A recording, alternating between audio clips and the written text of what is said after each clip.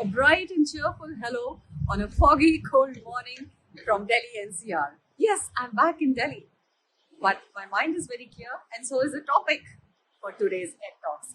Let's head inside, pick up a cup of hot coffee, and start the Ed Talks.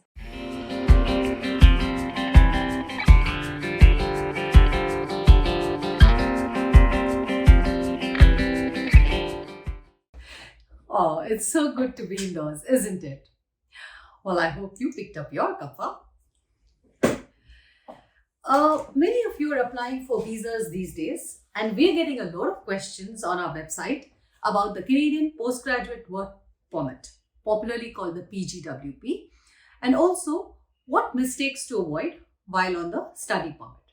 So here we go.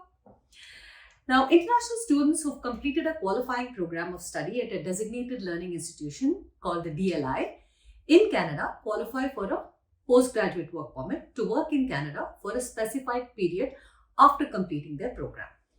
Now, the duration of the study program decides the length of the PGWP.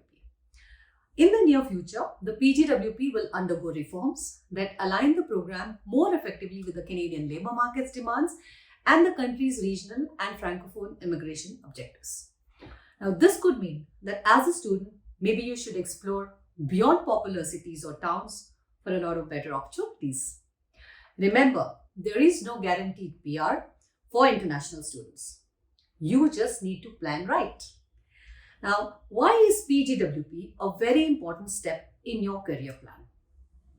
1. You get Canadian work experience. Your work can be in any field, and you don't need to get a job offer to get this PGWP. 2. Skilled Canadian work experience in tier categories of 0, 1, 2 or 3 gained through the PGWP could help you qualify for permanent residence in Canada. And what are the key points about the post-graduation work permit that you as an international student should be aware of? 1. Eligibility. The program of study must have been for at least 8 months in duration, and it should lead to a degree, a diploma or a certificate. 2. About the variety of designated learning institutions, it's really important for you to know about them. It's important to ensure that the institution you attend is on the list of designated learning institutions. But I would also classify DLI offerings or programs into 4 types. Public DLIs, private DLIs with PPP, that is private-public partnership, and private DLIs with public pathway progression options.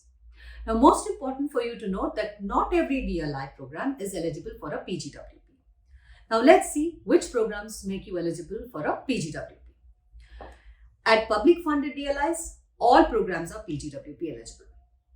At private DLIs, their diploma or certificate programs are not eligible for PGWP.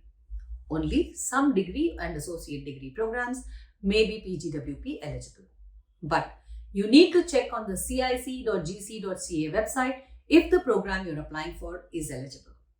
Next, there are private DLIs in PPP mode. That's a private-public partnership mode. As long as the diploma or certificates that are being issued by the public DLI in that PPP partnership, those programs are PGWP eligible. But please check on the government website. And finally, private DLI programs which have direct transfer agreements with a public DLI to progress to may qualify for PGWP. But what is important here is the PGWP duration is dependent upon the duration of the study at the public DLI. So if you do 1 year of study at the private DLI and only 1 more year at the public DLI, you may qualify for a 1-year PGWP. Remember clearly, only 2 years of study at the public DLI could qualify you for up to a 3-year PGWP. So duration of the study at the private DLI in this private transfer partnership will not qualify for a PGWP. Currently, a lot of students are rushing to private DLIs without being clearly aware of their PGWP rights. And we've received a lot of worried questions about this, and rightfully so. Now, it's complicated, and if you don't understand the rules properly, you might end up being misguided. If you're not clear about all of this, do ask your Canam counselor to show you if your program is PGWP eligible on the government website. Don't take chances. Now, 3. Length of the PGWP. Generally, the permit can be issued for a duration between 8 months to 3 years, depending on the length of the program you've completed. An 8 months to less than 2 years program could get you an equal duration of a PGWP. And a 2 years or a longer duration study program could qualify you for up to 3 years PGWP. Having said this, please do watch out for new announcements as PGWP policies are said to be changing in the future. Fourth, application deadline. You must apply for the PGWP within 180 days of receiving the completion letter from the institution that you completed your program from. 5. Work opportunities. Now, with a valid PGWP, you can work for any employer in Canada and you're not required to have a specific job offer or even related to your field of study.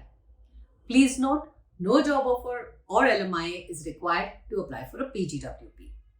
6th, when you apply for a PGWP, do ensure that your passport is valid at least right through the duration of the PGWP that you are expecting to receive. Lastly, some students have reportedly been refused PGWP in the recent past due to their carelessness. Now let me tell you how to avoid these very simple mistakes. A. You have to maintain full-time status throughout the study process in all semesters, except maybe the final semester. In case you've reduced your course load towards full-time study in any of the semesters, despite having full credits for the program, you will not qualify for PGWP. So remember, you have to maintain full-time student status at all times. B. If majority of your credits were got through online study by distance learning, you would not qualify for PGWP. So watch out for that. C. Any reported unauthorized absence from class by your college or university would not qualify you for PGWP. D. If you previously qualified and received a PGWP, you will not qualify for it again. E. If your credits are from a private DLI and your program is not listed as eligible for PGWP on the cic.gc.ca website, then too you would not be eligible for PGWP. Reminding you that in the forthcoming months, IRCC will conduct a comprehensive assessment of the criteria for PGWP. So watch the space and remain connected to your Canam counselor for all the latest updates. And with that, we come to an end of this session of Ed Talks by Canam. Thank you and see you again.